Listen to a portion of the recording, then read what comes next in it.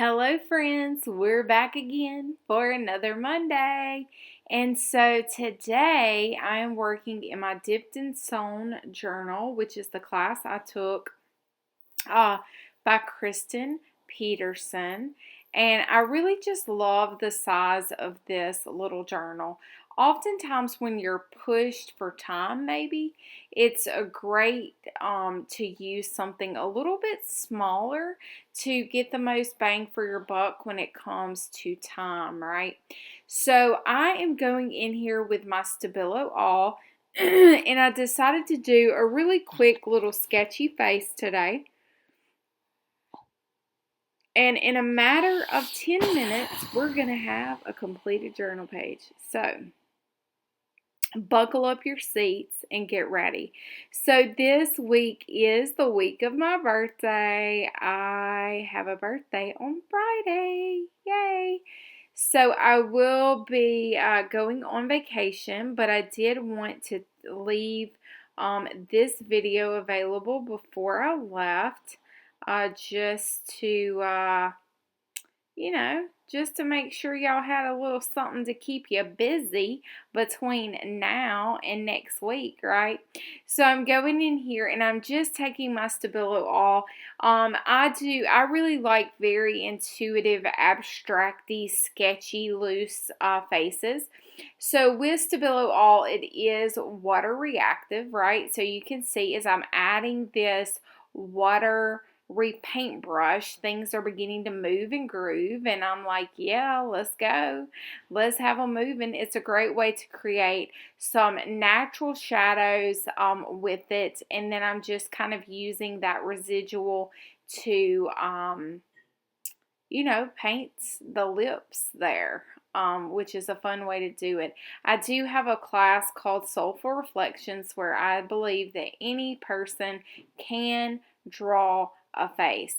So if you've been intimidated by it, you may want to check out that class, but I've had hundreds of people go through this course and be able to come out feeling more confident in what it takes to actually do a face. Again, I really like loose, sketchy faces. I don't have hours to spend working on the fine details of a portrait. So the things that I do need to be able to be created quickly for time constraints, as well as I just kind of prefer the looseness of a very abstracty, sketchy face. So this paper is like actually vintage paper, and it is not gessoed. So guess what? That means we don't know what's going to happen when we start adding the water, right? So that's one of the really fun things that I find about using found papers, vintage papers, different papers in the journal, is the fact that you never really know exactly what's going to happen until you get in there and make it happen. So I am going to use a little bit of gesso with the Stabilo All, and so it's going to create its own little natural effect of shadows with a little bit of residual, because I'll go ahead and tell you, I did not wash that paintbrush off after I got finished with the Stabilo, and so that is going to lend us to a very, very light gray tone that we can work with to kind of build some of the highlights on this piece, and kind of use it to then modify the lip. The bottom lip had gotten a little fat for me, but that's okay. Hey, if you don't like it, paint over it with gesso is what I say. So today is just a super quick, fun, intuitive page. I hope that this inspires you to, have fun, explore, maybe draw some faces, maybe just work in your journal. Anytime that you spend time in your journal doing creative things, okay, you are creating a muscle memory. a muscle memory that you will just continue to hone in as you navigate through your work. And so I'm going to tinker a little bit, and I'm keeping this real time for you today. So this video is not sped up in any step.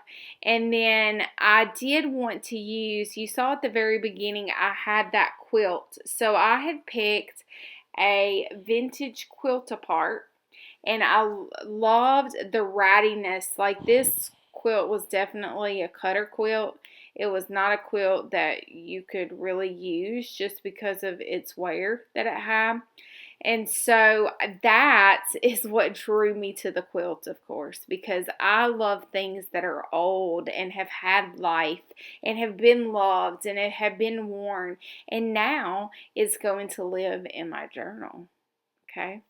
And so I'm going to be using Fabri-Fix or Fabri-Tac, which is a fast drying glue for fabric. And I'm just literally zhuzhing just a little bit of that glue at the very bottom, because I'm going to use that to tack this quilt piece, which I believe kind of looks like her blouse.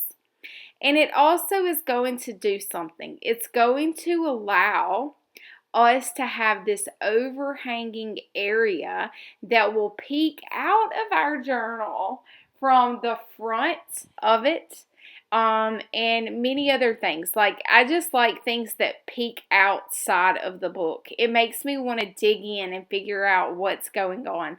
So you saw me put a little bit of that magenta there, and that is a Marabou, I believe is how you say it, crayon.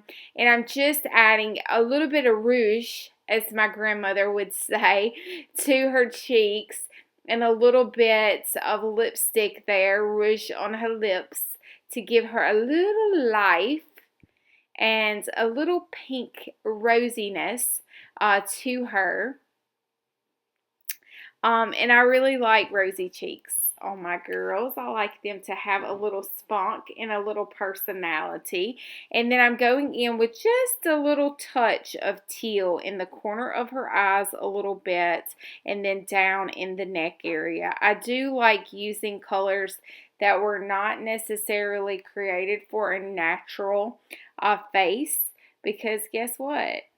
I like abstract, these messy things. So why not be creative whenever we do those shades and shadows and midtones? So I'm going in really quickly now that I have a little water going on, and I'm just going to harden a few of those edges I felt like could use a little something something. And then I am going to call it good, give her a little eyebrows. And then I'm going to reference my, I think I am. Oh, I had to put the catch light in her eye. The catch light is important because it brings those eyes to life, right? And so now I'm going to find my large font book, and I found the words, "She was gazing thoughtfully," because I thought that was kind of the vibe I was getting from this chick. And I'm going to just glue those words on this other page, which is a handwritten vintage letter. I believe it was a love letter, if I'm not mistaken. And I think that the page this week is simple, but yet very interesting due to all of the fabrics and textures and found words, and in this beautiful journal. If you haven't checked out Kristen Peterson, I used her that journal last week as well. You should totally check out her class. It's really super duper class to go in and check out. I am going to add a few messy scribbles just with my very fine mechanical pencil because I really like sketchy marks and I felt the need to do so. And so if you have some vintage fabrics, or maybe you just have some fabrics you want to use, see what you think about it. I added that little bitty clip, but I'm showing you the outside there. You can see that overhang now, and it just adds a little something. So thank you so much for hanging out with me today. I look forward to seeing you in the comments, telling me how your week is going. And don't forget, if you're new here, hit that subscribe button. Let me know how you found me. And until next time, y'all, toodaloo.